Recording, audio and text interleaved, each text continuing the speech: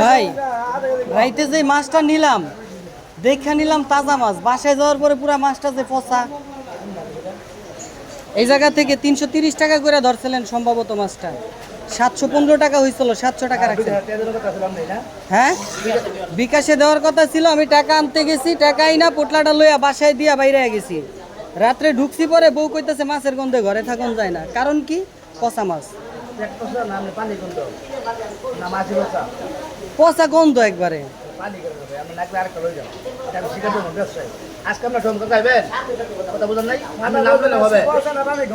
না এইটা হইলো না, কারণ কি আমি তাজা মাছটা দেখা নিলাম, কান দেখা নিলাম কালা কুচকুচা, যাওয়ার পর একদম সাদা কান।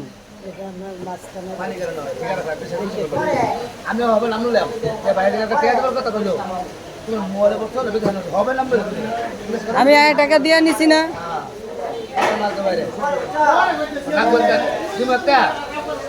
এখন মাছ নিয়ে আমি করুম কি? আপনি কি আমার ফ্রি দিবেন? আপনি ফ্রি দিবেন?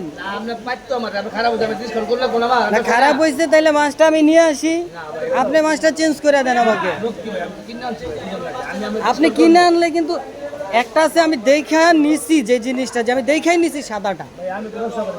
ভাই আমার কিন্তু ভাই ক্যামেরা অন কর, আমি দেখা নিছি সাদাটা, সমস্যা নাই।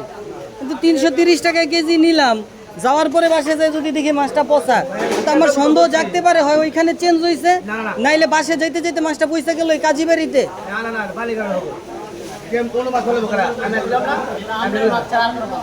দুইটা মাছ ছিল। আচ্ছা যেইটাই হোক, মাছ আমারটাই ছিল মানলাম, কিন্তু আমি তো তাজা দেখে নিলাম রে ভাই।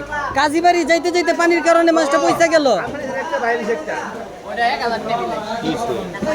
এইখান থেকে তাজা মাছটা আমি দেখে নিছি, মাছটা নিয়ে কাজীবাড়ি বাসায় দিয়ে আমি বাইরে গেছি জরুরি কাজে।